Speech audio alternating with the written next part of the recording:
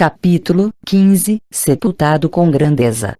4.000 anos depois da calamidade nuclear, em 1922 DC, um arqueólogo britânico chamado Leonard Foley foi ao Iraque escavar a antiga Mesopotâmia. Atraído pelos imponentes resquícios de um zigurate que se sobressaía na planície desértica, ele optou por iniciar as escavações em um sítio adjacente conhecido localmente como Tell el-Mukayar. À medida que paredes antigas, artefatos e tabuletas de argila com representações pictóricas eram descobertos, ele percebeu que desenterrava a antiga Ur dos caldeus. Seus esforços, que duraram 12 anos, foram realizados como uma expedição conjunta entre o Museu Britânico de Londres e o Museu da Universidade da Pensilvânia, na Filadélfia. Algumas das exposições mais dramáticas dessas instituições consistem em objetos, artefatos e escultura encontrados por Sir Leonard Foley, em Ur. Mas o que ele descobriu pode muito bem transcender qualquer coisa que já posta em exposição. À medida que a árdua tarefa de remover camadas de solo que as areias do deserto, os elementos e o tempo acumularam sobre a ruína progredia, os contornos da antiga cidade começavam a emergir. Aqui estavam as muralhas, ali estavam o porto e os canais, os bairros residenciais, o palácio Tumal, uma área do recinto sagrado erguida de forma artificial. Escavando em suas extremidades, Foley fez a descoberta do século. Um cemitério, com milhares de anos, que incluía tumbas reais únicas. As escavações nas seções residenciais da cidade revelaram que os habitantes de Ur seguiam o costume sumério de enterrar seus mortos por baixo do chão de suas casas, onde as famílias continuavam a viver. Foi, portanto, bastante incomum encontrar um cemitério com 1.800 sepulturas. Elas estavam concentradas dentro da área do recinto sagrado e variavam, em idade, de épocas pré-dinásticas, antes do início do reinado, até os tempos seleucidas. Havia sepultamentos sobre sepultamentos, intrusões de sepulturas em outras, até ocorrências de aparentes enterros na mesma sepultura. Em algumas ocasiões, os trabalhadores de Foley escavavam trincheiras enormes que desciam por quase 16 metros, com o intuito de atravessar as camadas e datar melhor as sepulturas. Muitas eram buracos no chão, onde os corpos eram colocados deitados de costas. Foley presumiu que essas inumações eram feitas com base em algum estatuto social ou religioso. Mas, em seguida, na extremidade sudeste do recinto sagrado, dentro da área murada, Foley descobriu um grupo de sepultamentos totalmente distintos, cerca de 660. Neles, com 16 exceções, os corpos estavam enrolados em tapetes de junco, como um tipo de sudário, ou depositados em caixões de madeira, uma distinção ainda maior, pois a madeira era escassa e bastante cara na Suméria. Cada um daqueles defuntos era, então, posto para descansar no fundo de um poço retangular profundo, grande o suficiente para abrigá-los. As pessoas enterradas assim, tanto homens quanto mulheres, eram, inevitavelmente, colocadas de lado, não de costas como nos sepultamentos comuns. Seus braços e mãos eram flexionados à frente do peito, as pernas eram ligeiramente curvadas. Depositados ao lado dos corpos, ou sobre eles, estavam vários objetos pessoais, joias, um selo cilíndrico, um cálice ou tigela. Esses objetos possibilitaram datar essas sepulturas como sendo do período dinástico inicial, mais ou menos cerca de 2650 a 2350 AC. Foi o período em que o reinado central estava em Ur, começando com a primeira dinastia de Uri, quando o reinado foi transferido de Uruk. Sensatamente, Foley concluiu que a elite reinante da cidade estava enterrada nessas 660 sepulturas específicas. Mas, em seguida, Foley desenterrou as 16 tumbas especiais agrupadas no mesmo espaço, o que constituiu uma descoberta sem precedentes. Elas eram únicas não apenas na Suméria, mas por toda a Mesopotâmia, por todo o Antigo Oriente Próximo. Únicas não apenas em seu período, mas em todos os períodos. Voley supôs que apenas alguém da mais alta importância poderia ser enterrado em sepulturas tão especiais e em inumações tão exclusivas. E quem era mais importante que o rei ou sua consorte, a rainha? Selos cilíndricos em que os nomes eram combinados com os títulos Nin e Lugal convenceram Voley de que ele havia descoberto as tumbas reais de Ur. Sua maior descoberta única fora a tumba designada PG 800. Desenterrar e adentrá-la foi um acontecimento nos anais da arqueologia mesopotâmica comparável à descoberta e ingresso na tumba de Tutankhamon, no Vale dos Reis do Egito, por Howard Carter, em 1922. Para proteger sua descoberta exclusiva dos ladrões modernos, Voley notificou seus patrocinadores do achado em um telegrama escrito em latim. A data era 4 de janeiro de 1928. Estudiosos subsequentes aceitaram essa lógica e continuaram a se referir a esse grupo único de tumbas como as tumbas reais de Ur, embora alguns se perguntassem, por causa do conteúdo das tumbas, quem, de fato, estava enterrado em várias delas. Uma vez que para tais estudiosos os deuses eram um mito, seu espanto para ali. Porém, se aceitarmos a realidade dos deuses, deusas e semideuses, estamos preparados para uma aventura emocionante.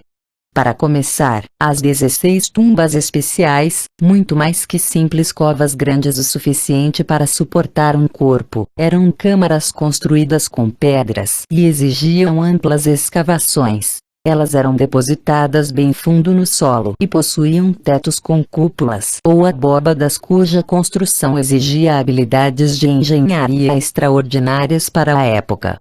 Aquelas estruturas com características únicas era acrescentada mais uma. Algumas tumbas eram acessadas por rampas bem definidas que levavam a uma grande área, um tipo de átrio, por trás do qual a verdadeira câmara mortuária se localizava. Além das características arquitetônicas excepcionais, as tumbas eram únicas pelo fato de que o corpo que abrigavam, colocado de lado, estava, às vezes, não apenas em um caixão, mas em um anexo construído, separadamente. A tudo isso se acrescentava o fato de que o corpo estava cercado por objetos de opulência e excelência extraordinárias, em muitas ocasiões, únicos no gênero em qualquer lugar, em qualquer época. Voley assinalava as tumbas de Ur com um código e número PG personal grave, ou jazigo pessoal. E na tumba designada PG 755, por exemplo, havia mais de uma dúzia de objetos ao lado do corpo no caixão e mais de 60 artefatos espalhados pela tumba. Os objetos incluíam um esplêndido capacete dourado, uma soberba adaga dourada em uma bainha de prata decorada de forma magnífica, um cinto de prata, um anel de ouro, tigelas e outros utensílios feitos de ouro ou prata, joias de ouro, decoradas ou não, com lápis lazuli, a pedra preciosa azul, apreciada na Suméria, e uma desconcertante variedade nas palavras de Voley, de outros artefatos de metal feitos com electro, uma liga de ouro e prata, cobre, ou ligas de cobre. Tudo isso era completamente surpreendente para a época, quando a astúcia metalúrgica do homem estava apenas avançando do uso do cobre, que não necessitava fundição, para a liga de estanho-cobre, ou cobre arsênico, que chamamos bronze. Objetos com tais técnicas artísticas ou de metalurgia, como a adaga ou um capacete, eram totalmente desconhecidos em qualquer outra parte. Se essas observações trazem à mente a opulenta máscara mortuária dourada e os magníficos artefatos e esculturas encontrados na tumba do faraó egípcio Tutankhamon, devemos nos lembrar que ele governou por volta de 1350 AC, alguns 12 séculos mais tarde. Outras tumbas continham objetos semelhantes e diferentes feitos de ouro ou electro, todos realizados com uma habilidade manual extraordinária. Entre eles constavam utensílios de uso diário, como cálices ou taças, até um copo alto usado para beber cerveja, e todos eram constituídos de ouro puro. Outros cálices, tigelas, jarras e vasilhas de libação eram trabalhados em prata pura. Aqui e ali, algumas vasilhas eram feitas com a rara pedra de alabastro. Havia armas, lanças, adagas e ferramentas, incluindo enxadas e cinzéis, também feitos de ouro. Uma vez que o ouro, sendo um metal mole, desprovia esses utensílios de qualquer uso prático, os outros instrumentos, em geral feitos de bronze ou outras ligas de cobre, devem ter servido apenas a propósitos cerimoniais, ou eram um símbolo de status. Havia uma variedade de jogos de tabuleiro e numerosos instrumentos musicais feitos com madeiras raras e decorados com impressionante habilidade artística, utilizando ouro e lápis-lazuli de forma extravagante para as decorações. Entre eles constava uma lira única feita inteiramente de prata pura. Havia outras descobertas, como uma escultura complexa, apelidada de O Carneiro no Matagal, que não emulava nenhum objeto ou ferramenta, e era arte pelo propósito da arte. Para essas peças, os artesãos, mais uma vez, foram pródigos no uso do ouro e combinações de ouro com pedras preciosas. Também era espantoso o conjunto de joalheria, que ia de elaborados diademas e toucados, um termo empregado pelos arqueólogos, na falta de uma palavra melhor, até gargantilhas, braceletes, colares, anéis, brincos e outros ornamentos. Todos feitos de ouro, pedras semi-preciosas ou combinações deles. Em todos esses objetos, como naqueles mencionados anteriormente, a habilidade artística e as técnicas utilizadas para moldar e fazê-los, criando ligas e combinando materiais para fundi-los, eram únicas, engenhosas e incomparáveis a quaisquer outras descobertas fora dessas tumbas. Devemos ter em mente que nenhum dos materiais utilizados em todos esses objetos, ouro, prata, lápis-lazuli, cornalina, pedras e madeiras raras, era encontrado na Suméria, ou mesmo em toda a Mesopotâmia. Eram materiais raros que tinham de ser obtidos e trazidos de longe. No entanto, eles eram utilizados sem a menor preocupação quanto à raridade ou escassez. Acima de tudo, havia o uso abundante do ouro, mesmo na manufatura de objetos comuns, cálices e broches, ou ferramentas, enxadas e machados. Quem tinha acesso a todas essas riquezas raras? Quem, em uma época em que os utensílios de casa eram feitos de barro ou, quando muito, de pedra, utilizava metais incomuns para bens corriqueiros? E quem desejaria que o máximo de coisas possíveis fosse feito de ouro, mesmo que as tornasse inúteis? Conforme examinamos registros daqueles dias de dinastia inicial, descobrimos que um rei considerava uma grande conquista, pela qual todo aquele ano seria lembrado, caso conseguisse produzir e presentear uma tigela de prata a uma divindade, buscando, em troca, uma vida prolongada. Mas aqui, em tumbas selecionadas, uma miríade de artefatos, utensílios e ferramentas era feita de forma requintada não apenas com prata, mas, em geral com ouro, uma abundância e utilização sem o menor vínculo com a realeza. O ouro, deve ser lembrado, constituía o propósito da vinda dos Anunnakis para a Terra, ele devia ser levado para Nibiru. Na medida em que um uso inicial e extravagante de ouro aqui na Terra e para vasilhas comuns nos interessa, descobrimos menções ao ouro apenas em representações pictóricas relacionadas à visita de estado de Anu-Yantu à Terra, por volta de 4000 AC. Nesses textos, identificados por seus escribas como cópias dos originais de Uruk, instruções detalhadas especificam que todas as vasilhas usadas por Anu-Yantu para comer, beber e se lavar deveriam ser feitas de ouro. Mesmo as bandejas usadas para servir a comida deveriam ser douradas, assim como as vasilhas e incensários de libação utilizados no banho. Uma lista da variedade de cervejas e vinhos que deveriam ser servidos a Anu especificava que as bebidas deviam ser colocadas em vasilhas supu, retenção de líquido, especiais feitas de ouro. Até as tigbu, vasilhas de mistura, usadas para preparar a comida, tinham de ser de ouro. As vasilhas, segundo essas instruções, deveriam ser decoradas com um desenho de roseta para marcá-las como pertence de Anu. O leite, no entanto, deveria ser servido em vasilhas de pedra de alabastro especial, e não em vasilhas de metal. Quando se tratava de Antu, vasilhas de ouro eram listadas para o seu banquete, mencionando as divindades Inanna e Nanar, nessa ordem, como seus convidados especiais. As vasilhas supu que eles utilizavam, assim como as bandejas em que eram servidos, também tinham de ser de ouro. Tudo isso, devemos nos lembrar, em uma época anterior à concessão da civilização à humanidade. Por isso, os únicos capazes de produzir todos esses objetos tinham de ser os artesãos dos próprios deuses. De forma notável, a lista das vasilhas de comida e bebida de Anu e Antu tinha de ser feita de ouro, e, em um caso específico, para o leite, de pedra de alabastro, podendo ser interpretada quase como um inventário dos objetos descobertos nas tumbas reais de Ur. Por isso, a pergunta quem tinha de possuir utensílios comuns feitos de metais incomuns, quem queria o máximo possível feito de ouro, tem como resposta, os deuses.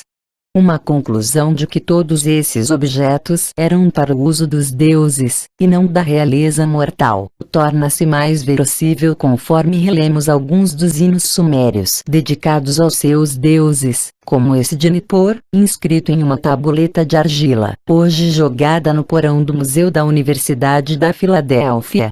Trata-se de um hino em Enlil que exalta a enxada dourada que este utilizou para partir o solo para o Duranqui, o centro de controle da missão, em Nippur. Enlil ergueu sua enxada, a enxada de ouro com extremidade de lápis lazuli, sua enxada cuja lâmina amarrada era feita de prata e ouro.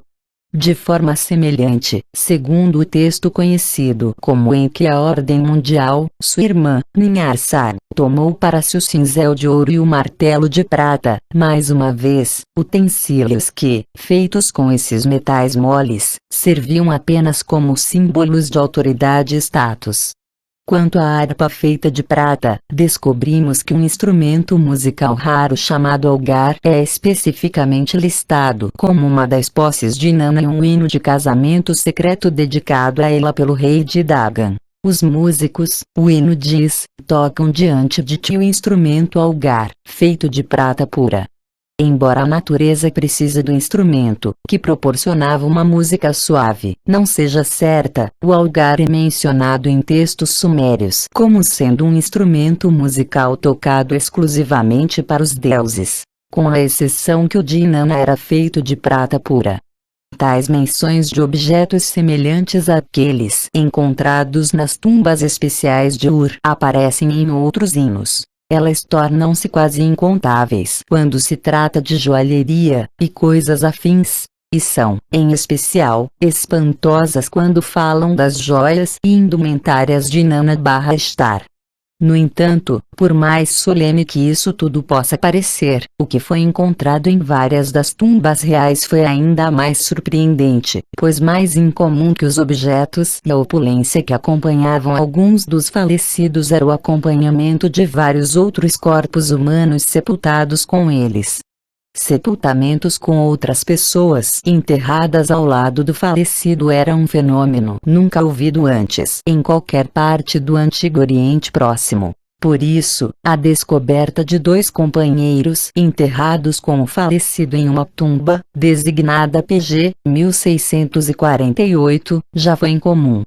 Mas o que foi encontrado em algumas das outras tumbas ultrapassou qualquer coisa jamais descoberta, antes ou depois. A tumba PG 789, chamada por Voley de a tumba do rei, começava com uma rampa que levava ao que Voley designou o Fosso da Morte e a uma câmara mortuária adjacente. Presumidamente, a tumba foi invadida e saqueada por ladrões de sepulturas na antiguidade, que deve ser a razão para a ausência do corpo principal e de objetos preciosos. Mas havia outros corpos espalhados. 6 corpos companheiros jaziam na rampa de acesso. Eles usavam capacetes de cobre e portavam lanças, como soldados ou guarda-costas. Dentro do poço estavam resquícios de 2 carruagens, cada uma delas conduzida por 3 bois cujos restos mortais foram encontrados in situ, junto com os corpos de um condutor de bois e 2 passageiros por carruagem. Tudo isso é apenas uma pequena amostra daquilo que Voley chamou os empregados do rei, 54 deles, encontrados no Fosso da Morte, que, a julgar pelos objetos encontrados ao lado dos corpos, eram, em sua maioria, homens que portavam lanças decoradas com pontas feitas de electro. Próximo a eles estavam pontas de lança soltas, anéis reais feitos de prata, escudos e armas. Touros e leões eram as figuras proeminentes das esculturas e decorações. Enquanto tudo isso denotava um líder militar, os objetos encontrados perto de um número menor de corpos, identificados como femininos, indicavam apreciação pela arte ou música. A cabeça de um touro esculpida em ouro com uma barba de lápis lazuli, liras de madeira finamente decoradas e uma caixa de ressonância com painéis cuja decoração incrustada representava cenas dos contos de Gilgamesh Enkidu. A interpretação de um artista, feita em 1928, de como seria o agrupamento de pessoas no Fosso da Morte, antes que todos ali fossem drogados ou assassinados para serem enterrados in situ, dá uma ideia da realidade assustadora da cena. Contíguo a PG 789 estava uma tumba planejada de forma semelhante à PG 800, que Voley chamou a tumba da rainha. Aqui também ele encontrou corpos acompanhantes, tanto na rampa quanto no fosso, 5 corpos de guardas, um carro de bois com seus cavalariços e 10 corpos presumidamente de empregadas que transportavam instrumentos musicais. Mas aqui havia um corpo depositado em um carrinho fúnebre, colocado em uma câmara mortuária especial e acompanhado por 3 assistentes. Essa câmara não foi roubada na antiguidade, provavelmente por se tratar de uma câmara secreta afundada. Seu teto, ao contrário de seu chão, estava ao mesmo nível do solo do fosso. Julgando pelos restos mortais, assim como pela profusão de joias, ornamentos e até um grande baú de madeira para as roupas, tratava-se do corpo de uma mulher, a rainha, como Voley a chamou. O corpo feminino estava adornado, praticamente da cabeça aos pés, com joias e acessórios feitos de ouro, liga de prata e ouro, electro, lápis lazuli, cornalina e ágata. Ouro e ouro em combinação com lápis lazuli e outras pedras preciosas, dominava essas descobertas. Ouro e prata eram os metais utilizados na manufatura dos objetos cotidianos, com a rara pedra de alabastro utilizada em tigelas. Assim eram habilmente esculpidos vários objetos, como as cabeças de um touro e de um leão.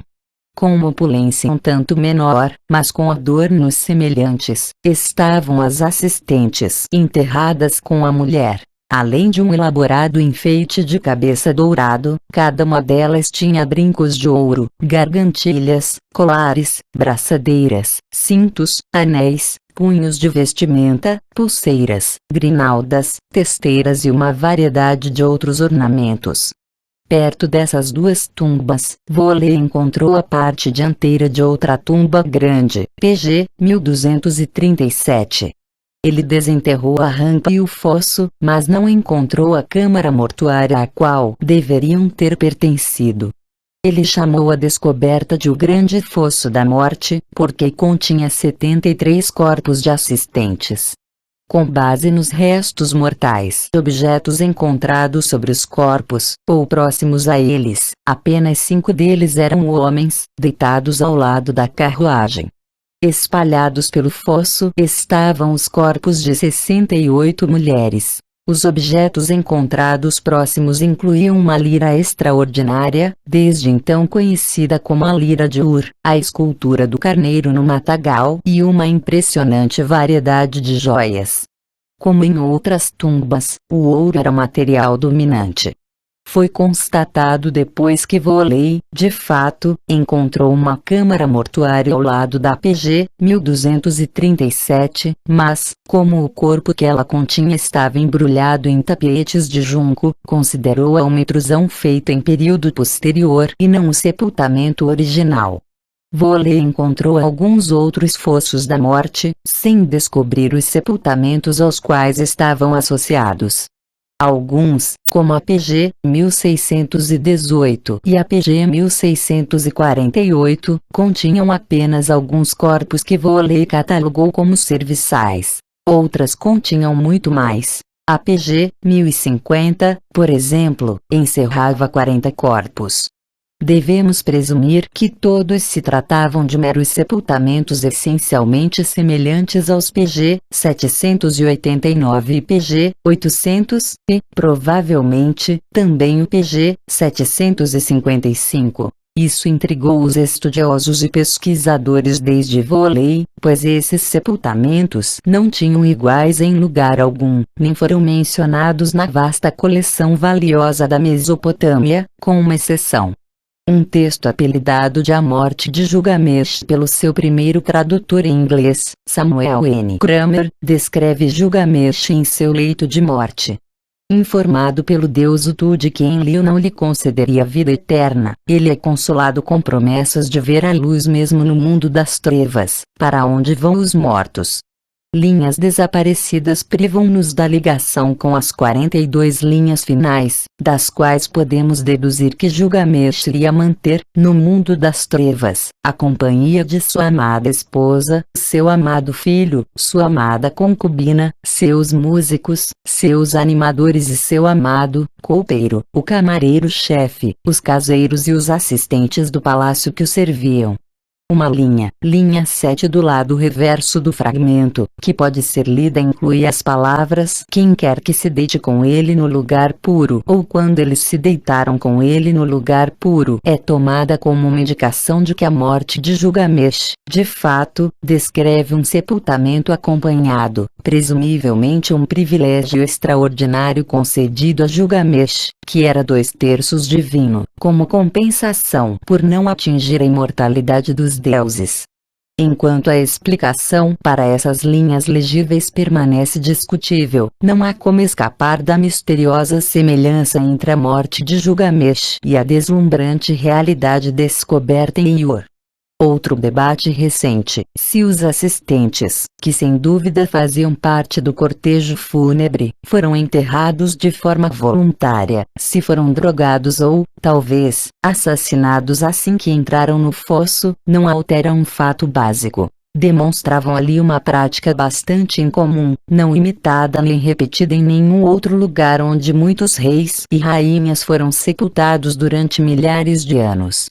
No Egito, a noção da vida após a morte inclui objetos, mas não uma hóstia de assistentes enterrados com a pessoa. Os grandes faraós eram sepultados, em meio a uma opulência de objetos que os acompanhavam, em tumbas escondidas bem fundo no solo, sozinhos e em completo isolamento.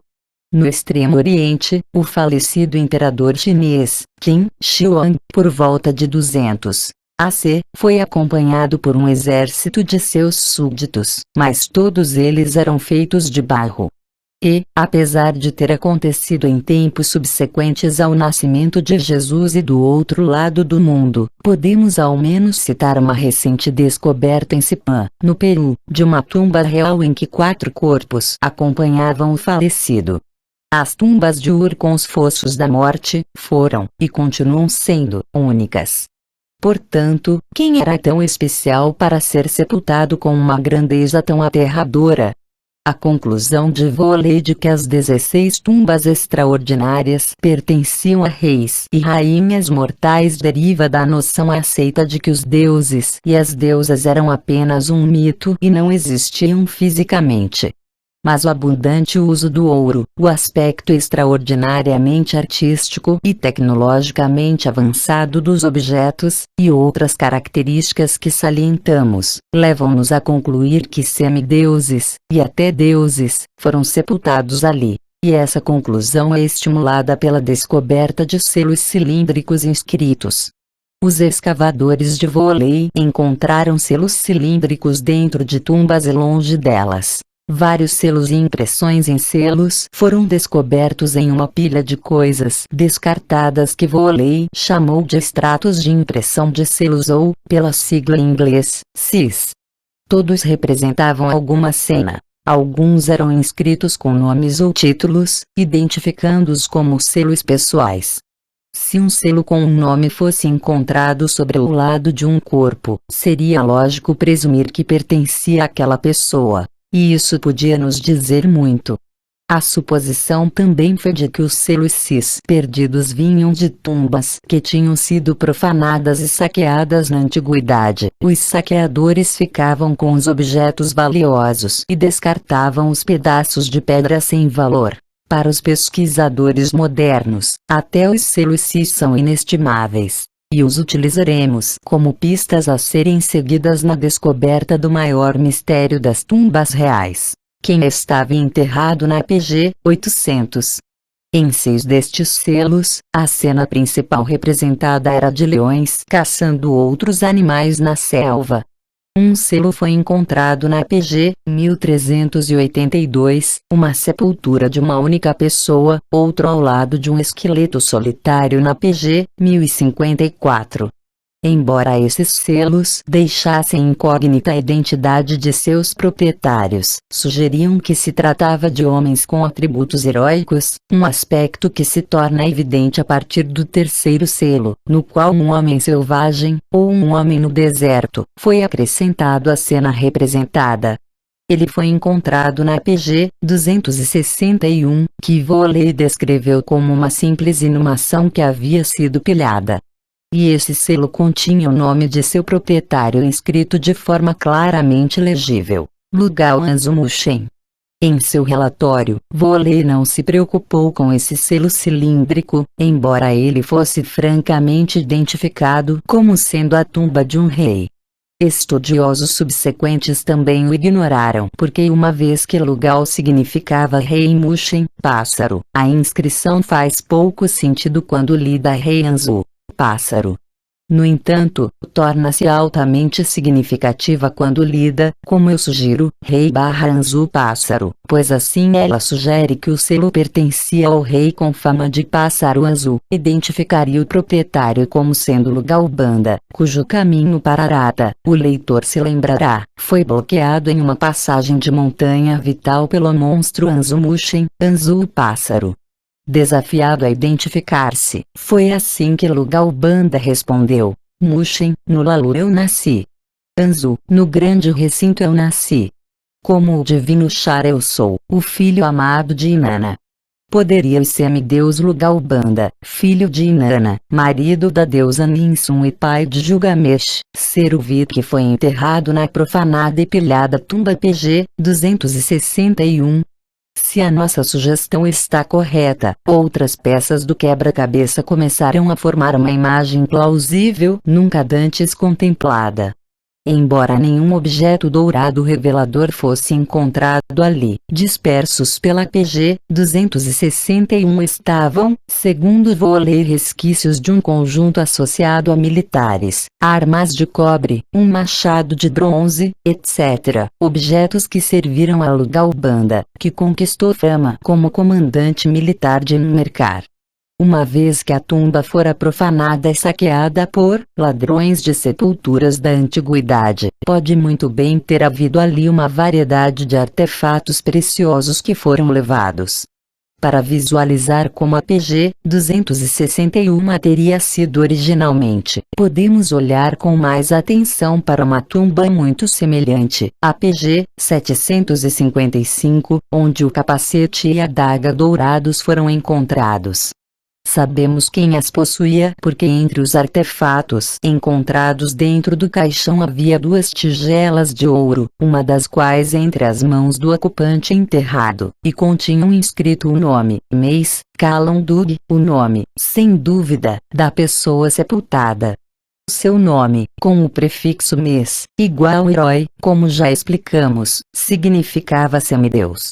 Não divinizado como Lugalband e Gilgamesh, seu nome não aparece na lista de deuses. De fato, a única ocorrência em toda a lista de deuses de um nome que começa com mês, um nome parcialmente legível onde se lê Meisgar.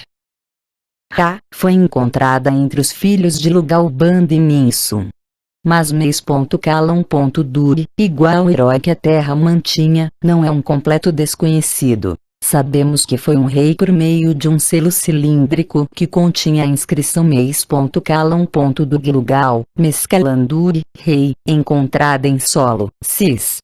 Sabemos algo acerca de sua família. Vasilhas de metal, depositadas ao lado de seu caixão, na PG 755, portavam os nomes Meizanipad e Nimbandanim, sugerindo que eram parentes do falecido. E sabemos quem foi Meizanipada. Ele foi inserido na lista de reis suméria como o importantíssimo fundador da primeira dinastia de Ur. E não conquistou essa honra sem as mais altas qualificações. Como afirmado em um texto do Museu Britânico que citamos anteriormente, seu doador da semente divina foi o próprio Nanar-Sim. Ser apenas um semideus significava que sua mãe não era a esposa oficial de Nanar, a deusa Ningal, mas sua genealogia ainda fazia dele meio-irmão de Utu e Nana. Também sabemos quem, nesse contexto, era a mulher Nimbandanim. Em um selo cilíndrico de 2 camadas, pertencente à série O Homem e os Animais na Selva, encontrado em uma pilha, Cis, estava inscrito Nimbandanim/da Meizanipada, Nimbanda, densa, esposa de Mesamnepada, identificando-a como esposa do fundador da dinastia Urum. Qual era a relação de Mês-Calondur com esse casal? Enquanto alguns pesquisadores afirmam que ele era seu pai, para nós é óbvio que um semideus não poderia ser pai de uma Nin, uma deusa. Nosso palpite é que Nimbandanim era a mãe de Mescalandur, e Meizani Pada era seu pai. E sugerimos ainda que a descoberta de seus selos em solo, se significa, sem dúvida, que eles também foram sepultados no agrupamento das tumbas reais, em tumbas que foram profanadas e saqueadas na antiguidade. É nesse ponto que devemos, de forma clara e enfática, pôr um fim à contínua referência acadêmica de que Nimbanda era rainha. Nin, como em Ninharsar, Ninma, Ninti, Ninki, Ninliu, Ningal, Ninsum, e assim por diante, era sempre um prefixo divino. A grande lista de deuses inclui 288 nomes ou epítetos cujo prefixo era Nin, às vezes também para deuses do sexo masculino, como em Ninurta ou Ningishzida, em que indicava nobre/filho divino. Nimbanda não era rainha, mesmo que seu marido fosse rei. Ela era Nin, uma deusa. Como a inscrição afirma duplamente, ela era Nimbanda, Nin, confirmando que Meizani.Pada era seu marido, e levando à conclusão de que o VIP sepultado na PG 755, Mês-Calondur, era o filho daquela deusa, mais o casal de semideuses que iniciaram a primeira dinastia de Ur. A seção relevante da lista de reis suméria afirma que Mesamnepada, o fundador da dinastia Urum, foi sucedido no trono de Ur por seus filhos Anipada e Mesquiagnuna. Ambos portavam o prefixo Mês, confirmando assim que também eram semideuses, como obviamente seriam se sua mãe fosse a deusa Nimbanda. O filho primogênito, Mês-Calondur, não está incluído na lista de Urum. Seu título lugal sugere que ele governou em outro lugar, na cidade ancestral da família, Kish. Será possível que o único rei desse grupo de Urum que recebeu um sepultamento real em Ur foi Mescalandur, o único que não governou naquela cidade? Não apenas os selos cilíndricos descartados e citados, mas também a impressão danificada de um selo, com a cena heróica familiar, encontrado em solo cis, que continha o nome Meisanipada, fundador da dinastia, sugere que ladrões da antiguidade encontraram sua tumba, saquearam-na, e jogaram fora, ou deixaram cair, o selo que estava com seu corpo. Qual sepultura? Há tumbas não identificadas suficientes para escolher. À medida que o quebra-cabeça da primeira família Urum e seus sepultamentos emergem, compete a nós questionar quem era a mãe, Nimbanda-Nin. Havia uma ligação entre Lugal.Banda, Banda o rei, e Nimbanda, a deusa Banda. Se Lugal-Banda, como sugerimos, foi sepultado em Ur, como aconteceu com o marido de Nin.Banda, Meisanipada, e 3 filhos, o que aconteceu a ela? Será que, em razão da longevidade Anunnaki, ela não necessitava de sepultamento, ou será que, em algum ponto, ela morreu e também foi sepultada nesse cemitério? Essa é uma questão da qual temos de nos lembrar quando desvendamos, passo a passo, o surpreendente segredo que se esconde nas tumbas reais de Ur. A sexta cena selvagem é um selo cilíndrico, que retrata uma figura masculina despida usando uma coroa, contém a clara inscrição de seu proprietário, Lugal Chupada, rei Chupada.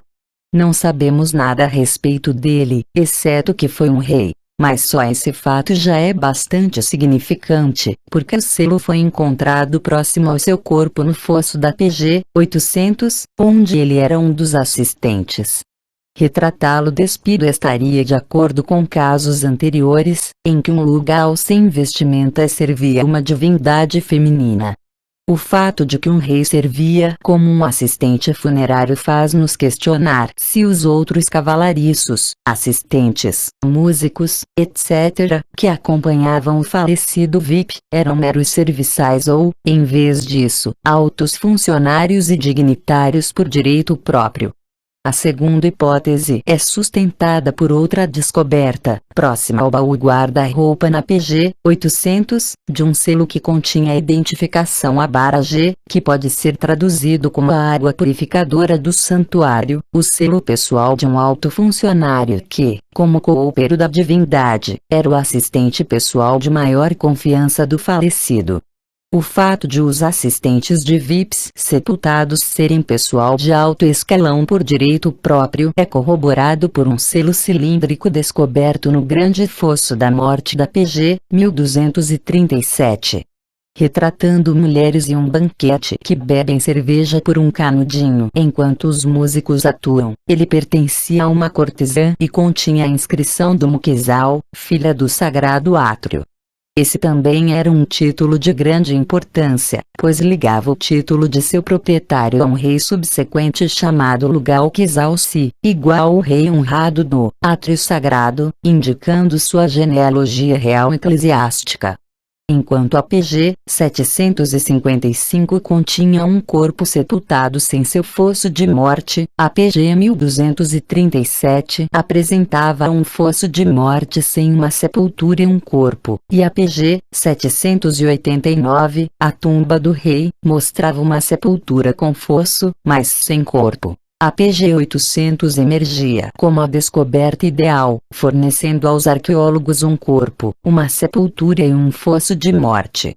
De forma compreensível, na opinião de Voley e outros pesquisadores, a PG-800 era a mais rica de todas as sepulturas do cemitério real de Ur.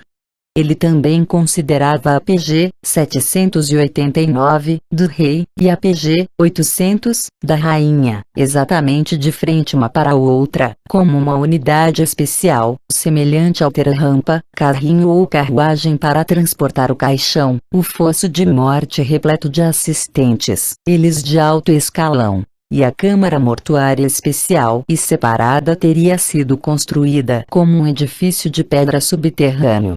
Quem quer que fosse enterrado em tal tumba com fosso e assistentes que eram, eles mesmos VIPs, até um rei, tinha, portanto, de ser mais importante que uma mera princesa ou rei. Tinha de ser, no mínimo, um semideus, ou mesmo um deus ou deusa totalmente qualificado. E isso nos leva ao grande enigma das tumbas reais de Ur, a identidade da mulher que foi depositada na PG 800. Podemos começar a desvendar o mistério olhando com mais atenção para os objetos e adornos encontrados com ela. Já descrevemos algo sobre a abundância de ouro da PG 800, que não foi roubada na antiguidade, estendendo-nos a manufatura, em ouro, mesmo de utensílios diários, uma tigela, um copo, um cálice, e notamos a semelhança de tal uso com as especificações para a estada de Anu e Antu em Uruk, alguns 2000 anos antes. Além disso, a semelhança abrange o emblema de Anu, a roseta de pétalas. Por isso, não é sem grande significância que o mesmo símbolo seja visto incrustado no fundo dos utensílios de ouro da PG 800.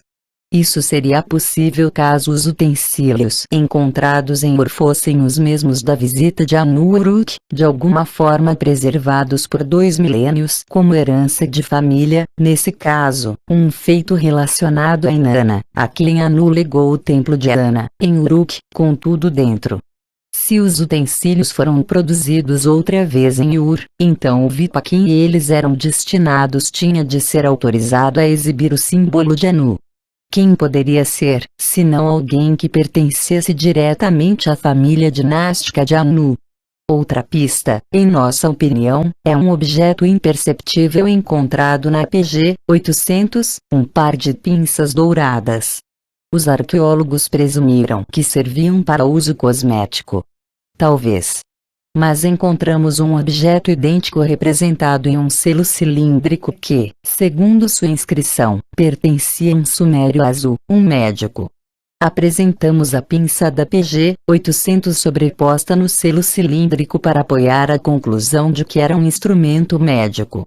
Não sabemos se essa emulação simbólica, em ouro macio, indicava a profissão da falecida ou se tratava, também, de herança familiar. Em ambos os casos, ela sugere que a deusa na PG 800 tinha ligações com a tradição médica. Agora chegamos às joias e adornos da rainha sepultada, como Voley chamava. Cada detalhe sobre elas justifica os adjetivos incomum, impressionante e extraordinário. Elas sem dúvida merecem uma atenção especial. Essa mulher foi enterrada portando em seu torso não um vestido, mas uma capa feita totalmente de contas. Como já foi mencionado, havia um grande baú guarda-roupa fora da câmara mortuária, indicando que a rainha possuía muitas vestimentas. No entanto, do pescoço para baixo, o corpo despido estava enfeitado não com uma peça de vestuário, mas com longas tiras de contas, 60 delas, feitas de ouro combinado em desenhos artísticos com contas de lápis lazuli cornalina. As tiras de contas formavam uma capa que foi presa à cintura com um cinto de tiras de ouro decoradas com as mesmas pedras preciosas. Havia anéis de ouro em cada um dos seus 10 dedos, e uma cinta-liga, combinando com o cinto, atada em sua perna direita. Perto, em uma prateleira quebrada, estava um diadema de ouro e lápis lazuli adornado com fileiras de animais, flores e frutas em miniatura, tudo feito de ouro. Até os alfinetes eram habilmente trabalhados em ouro. Sem dúvida, o mais brilhante e chamativo dos acessórios era o grande enfeite de cabeça elaborado que a rainha portava. Ele foi encontrado esmagado debaixo de terra e foi restaurado e colocado, por especialistas, na cabeça de um manequim. Desde então, ele está entre os mais conhecidos e mais exibidos objetos das tumbas reais de Ur. Exposto em frente da entrada do Salão da Suméria, no Museu da Universidade da Filadélfia, esse enfeite, em geral, causa uma reação do gênero uau! À primeira vista. Essa também foi a minha reação quando o vi pela primeira vez, mas, ao me familiarizar com ele e o local onde foi encontrado, pareceu-me estranho que a única maneira para encaixá-lo na cabeça do manequim, feito de forma a parecer com as cabeças femininas encontradas em sítios sumérios, seria criando, no manequim, um imenso penteado de cabelo rijo.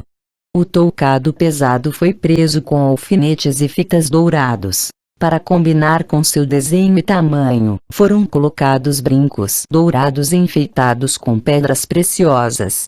A desproporção do toucado torna-se óbvia quando olhamos para os enfeites de cabeça utilizados pelas assistentes enterradas com a rainha.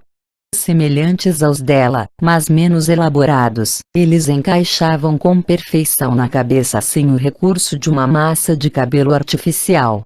Portanto, ou a rainha usava um toucado que não era o seu, ou ela possuía uma cabeça extraordinariamente grande. A rainha usava à volta do pescoço uma gargantilha, uma gola e um colar, todos feitos de ouro combinado com pedras preciosas. A gargantilha possuía, em seu centro, uma roseta dourada, o emblema de Anu. A gola apresentava um desenho constituído de uma série de triângulos que se alternavam, sendo um de ouro e outro de lápis lazuli. Gargantilhas ou golas com o mesmo desenho também foram encontradas em algumas das assistentes da PG 1237, linhas inferiores. Isso é altamente significativo, pois, em algumas de suas representações pictóricas, a deusa Inanna/Estar, imagem sobreposta, era representada usando exatamente a mesma gola. O mesmo desenho também era exibido nas colunas de entrada ou cerimoniais dos primeiros templos de Ninmah/Ninarsag. Aparentemente reservado a divindades femininas, esse desenho de culto, como chamam os estudiosos, sugere algum tipo de afiliação entre as várias deusas envolvidas. Esses e outros pontos precedentes de ligação a Inanna pedem uma observação mais minuciosa tanto na capa de contas única como no toucado excepcional usado pela rainha na PG 800. O uso em profusão de lápis lazuli e cornalina nos faz recordar que a fonte mais próxima para lápis lazuli era Elon, hoje, o Irã, e a cornalina era encontrada mais a oriente, no Vale do Indo. Como relatado no texto Enmerkar, o senhor de Arata, foi para adornar a morada de Inanna, em Uruk, que o rei sumério exigiu de Arata tributos em cornalina e lápis lazuli. Assim, não é insignificante o fato de que um dos poucos objetos de arte encontrados nas ruínas dos centros do Vale do Indo, uma estatueta da deusa de Arata, Inanna, retrate-a despida e enfeitada apenas com fitas e colares de contas e pingentes de ouro, presos por um cinto com o emblema do disco. As impressionantes semelhanças com a rainha da PG 800 e sua capa e cinto de contas não terminam ali. O enfeite de cabeça da estatueta, com seus grandes brincos, parece uma tentativa do artista de emular, em argila, o toucado da PG 800. Isso tudo significa que a rainha sepultada na PG 800 era a deusa Inanna. Poderia ser, não fosse o fato de Inanna/Estar ter vivido séculos mais tarde, quando o vento maligno arrebatou a Suméria. Sabemos disso porque ela e sua fuga apressada são claramente descritas nos textos de lamentação. E ela também foi atuante muitos séculos depois, em tempos assírios e babilônicos, no primeiro milênio AC. Mas, se não era Inanna, quem era? Quando os imortais morreram, a imortalidade dos deuses Anunnakis, já observamos, era, na realidade, uma grande longevidade que pode ser atribuída ao ciclo de vida de Nibiru. O conceito de deuses, ou mesmo semideuses, como imortais chegou a nós pela Grécia. A descoberta dos mitos cananitas, em sua capital Ugarit, na costa mediterrânea da Síria, mostrou de onde os gregos tiraram essa ideia. Ao listar os casais ancestrais em Nibiru, os Anunnakis reconheciam que, há muito, eles estavam mortos. No primeiro conto de Enki Ninma, Paraíso, ela acomete-o com doenças, para deter suas travessuras sexuais, e deixa-o à beira da morte, mostrando que deuses ficam doentes e morrem. De fato, na própria chegada de Ninma, a médica e seu grupo de enfermeiras, indica o reconhecimento de doenças entre os Anunnakis. O deposto Alalu, engolindo a virilidade de Anu, morre por envenenamento. O maldoso Zu foi capturado e executado. Textos sumérios descrevem a morte do deus do Muzi, que se afogou ao tentar escapar dos delegados de Marduk. Sua noiva, Inanna, recuperou seu corpo, mas tudo o que podia fazer era mumificá-lo na esperança de uma ressurreição futura. Vários textos posteriores se referem a Dumuzi como um habitante do mundo das trevas. A própria Inanna, que vai sem ser convidada ao domínio de sua irmã, o mundo inferior, foi morta ali, um cadáver, pendurado em uma estaca. 2 salva-vidas androides recuperaram seu corpo e com um vibrador e um emissor ressuscitaram lá. Quando o vento maligno nuclear começou a soprar em direção à Suméria, os deuses e as deusas, nem imunes nem imortais, escaparam apressados em pânico. O deus Nanar-Sim esperou, e foi afligido por um coxear. A grande deusa de Lagash, Baal, recusou-se a abandonar seu povo, e o dia da calamidade foi seu último dia. Naquele dia, como se fosse uma mortal, a tempestade arrebatou-a com sua mão, afirma um texto de lamentação. Na versão babilônica do Enuma Elish, que foi lida em público durante o festival do Ano Novo, um deus chamado Kingu, homônimo do líder da hóstia de Tiamat, é assassinado para a obtenção de sangue para a criação do homem. Na Suméria, a morte dos deuses era tão aceita quanto os contos sobre seu nascimento. A questão é, onde eles eram enterrados?